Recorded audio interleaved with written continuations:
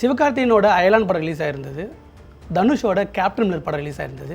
உண்மையிலேயே பாக்ஸ் ஆஃபீஸில் யார் வின் பண்ணியிருக்கான்னு நினைக்கிறீங்க?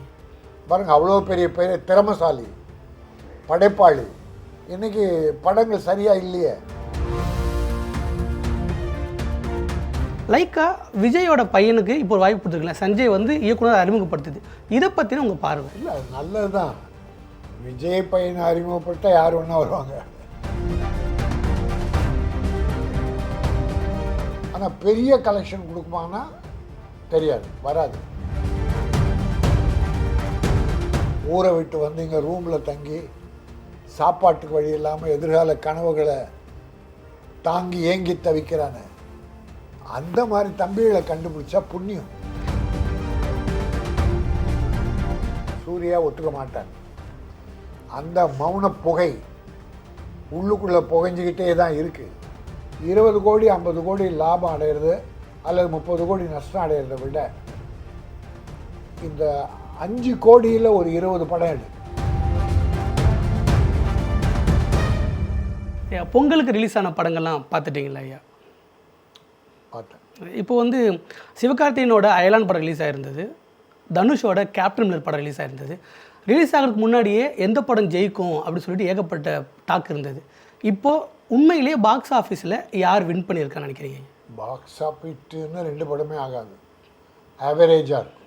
பாக்ஸ் ஆஃபீஸ்னா பெரிய சக்ஸஸ், கலெக்ஷன் நிறைய கொடுக்குறது.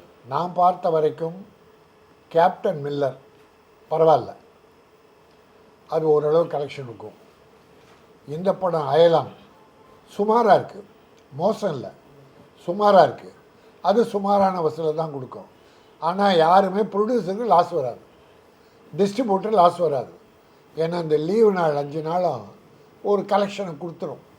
ஆனால் பெரிய கலெக்ஷன் கொடுக்குமானா தெரியாது, வராது. மிகப்பெரிய சிறப்பு படம்னு சொல்கிறதுக்கு 2த்துலேயும் ஒன்றும் இல்லை. அயலானோட வெற்றி பெருசாக எதிர்பார்க்கும்போது ஏற்கனவே வெளியே வந்த சிவகார்த்திகேயன் பற்றின ஒரு தகவல் வந்து இந்த படத்தோட வெற்றிக்கு தடையாக இருக்கும் அப்படின்னு பேசப்பட்டுச்சு. எந்த அளவுக்கு அந்த படத்தை அதை பாதிச்சுன்னு நினைக்கிறீங்க? எந்த படமும் எந்த படத்துக்கும் தடை இருக்காது. நல்ல படம் ஜெயிக்கும், நல்லா இல்லாத படம் தோக்கும். கேப்டன் மில்லர் பரவாயில்ல. தனுஷன் நல்லா நடிச்சிருக்காரு, சிவகார்த்திகேயன் நல்லா நடிச்சிருக்காரு. பட்டு மில்லருக்கு அடுத்த கட்டமாக தான் இருக்குது. அதனால் முதல் கலெக்ஷன் மில்லர், 2வது கலெக்ஷன் அயலான். அயலான் படம் வெளியாகிறதுக்கு நிறைய பிரச்சனை இருந்தது. அவர் வந்து இந்த தடை வாங்கியிருந்தாங்க. கிட்டத்தட்ட ஒரு 23 லட்ச ரூபாய் கொடுத்து தான் அந்த படத்தை ரிலீஸ் பண்ணதா. ஃபைனான்ஸ் பிரச்சனை, ஃபைனான்ஸ். அதாவது செலவு அதிகமாக பண்ணிடுறாங்க. இந்த டைரக்டர்ஸ் இருக்காங்களே, சில டைரக்டர்லாம் ப்ரொடியூசர் நல்லா இருக்கணும்னு திட்டமிட்டு எத்தனை நாள் ஷூட் பண்ணலாம், ஒரு நாளைக்கு எத்தனை சீன் ஷூட் பண்ணலாம், எவ்வளோ செலவு பண்ணால் ப்ரொடியூசருக்கு தாங்குவார் அப்படின்னு கணக்கு போடுறவங்க KS ரவிக்குமார், சுந்தர்சி, இப்படி பலர் இருக்காங்க. ஒருத்தர் 2 பேர் மட்டும் சொல்கிறேன், பட் பலர் இருக்காங்க. சமீபத்தில் கூட ஞானவேல் ராஜா வந்து அமீர் மேலே ஒரு புகார் கொடுத்துருந்தார் இல்லைங்களா? அவர் எக்கச்சக்கமாக கணக்கு காமிச்சார், அது இதில் போய் கணக்கு எழுதினார்னு. ஆனால் அமீருக்கு ஆதரவாக திரைப்பட்டாலுமே திரண்டு வந்து நின்றுச்சு. அப்படி அமீர் வந்து நிறைய செலவு வைக்கிறவங்க. ஒரு விஷயம் தெரிஞ்சுங்க, ஏற்கனவே அவர் மௌனம் பேசியதே சூர்யா வச்சு பண்ணியிருக்கார். இன்னொரு படம் ஜீவாவை வச்சு ராமு. அமீருடைய பழக்கம் என்னென்னா, ஒரு படைப்பாளி, அற்புதமான படைப்பாளி. அவர் யாருக்கும் கட்டுப்பட மாட்டார். அவருடைய படைப்பு சிறப்பாக வரணும்னு காலம் எடுத்துக்குவார், டைம் எடுப்பார். ராமு படத்தில் நான் ஒரு சீன் நடிச்சிருந்தேன். அந்த ஒரு சீன் வேறு டைரக்டர்னால் 3 மணி நேரத்தில் எடுப்பாங்க, 3 hours போதும். ஆனால் இவர் 5 hours எடுத்தார். ஏன்னா என்கிட்ட பர்ஃபெக்ஷன் எதிர்பார்த்தார். அவர் என்ன விரும்புகிறாரோ அதை நடிகர்கள் நடிக்கணும், அது வரைக்கும் விட மாட்டார். அதனால் அவர் காலதாமதம் எடுத்துக்குவார்னு எல்லாருக்கும் தெரியும். அந்த படத்துக்கு அவர் காலதாமதம், அது மிகப்பெரிய காலதாமதம், 1 வருஷம் 1.25 வருஷம் அப்படிலாம் எடுக்கக்கூடாது. அது அமீருக்கே நல்லதில்லை. பாருங்கள், அவ்வளோ பெரிய திறமசாலி படைப்பாளி, இன்றைக்கி படங்கள் சரியாக இல்லையே. ஆனால் அந்த வெற்றி மாறன் மாதிரி அவரும் ஒரு சிறந்த டைரக்டராக வந்திருக்கணும். வரலன்னா இந்த காலதாமதம் ப்ரொடியூசர் தாங்க மாட்டாங்க. அந்த படத்துக்கு செலவு பண்ணதை விட பல மடங்கு அந்த படத்துக்கு பொருளீட்டி கொடுத்துட்டாருல்ல சார். இப்போ வரைக்கும் கார்த்தினாலே பருத்தி வீரன் தான் அப்படின்ற அளவுக்கு எந்த ஸ்டைலில் இருந்தாலும் பேசுகிறாரு. கலெக்ஷன். அதாவது நன்றி மறக்கக்கூடாதுங்க, அமீரை மறக்கக்கூடாதுங்க. கார்த்திக்கும் சரி, ஞானவேல்ராஜாவும். தம்பி கார்த்திக் நல்ல தம்பி, அவங்க ஃபாதர் சிவகுமார் நல்ல குடும்பம். ஆனால் இந்த வகையில் ஒரு மௌனம் பேசியதே மாதிரி மௌனம் சாதிக்கிறாங்க. நான் சிவகுமாருக்கு வேண்டுகோள் கூட வச்சேன், இந்த கான்ட்ரவர்சி எல்லாம் வெளியில் எதுக்கு, குடும்பத்தையே இழுத்துட்டாங்க. பல பேர் பார்த்தீங்கன்னா சிவகுமார் குடும்பத்தையே இழுத்துட்டாங்க. அதுக்கு காரணம் அவங்க தான். இந்த கூப்பிட்டு வச்சு சிவகுமார் சொன்னால் கேட்பார் அமீர். கூப்பிட்டு வச்சு என்னப்பா நீ நல்லா பண்ண, பையன் வந்துட்டான், பெரிய ஹீரோ ஆகிட்டான், இந்தா உனக்கு என்ன கொடுக்கணும் வாங்கிட்டு போ, வேறு வேலை பாரு, அதில் சூர்யா வச்சு ஒரு படம் பண்ணு, இதை பேசியிருந்தா. சூர்யா வச்சு படம் பண்ணுன்னு சொல்லும்போது தான் ஞாபகத்துக்கு வருது. இப்போ வெற்றிமாறன் இயக்க போகிற படத்தில் முக்கியமான கதாபாத்திரத்தில் அமீர் நடிப்பார்னு ஒரு பேச்சு இருந்தது. அமீரை கண்டிப்பாக எப்பொழுதும் வெற்றிமாறன் விட்டு கொடுக்க மாட்டார்றது போல தான் சமூக வலைதளங்களையும் பத்திரிகையாளர்களுமே சொல்கிறாங்க. இப்போது வாடிவாசல் படத்துக்காக வெற்றிமாறன் சூர்யா விட்டு கொடுப்பாரா இல்லை அமீரை விட்டு கொடுப்பாரா? அமீரை விட்டு கொடுக்கவே மாட்டார். வெற்றிமாறன் மிகச்சிறந்த இயக்குனர்.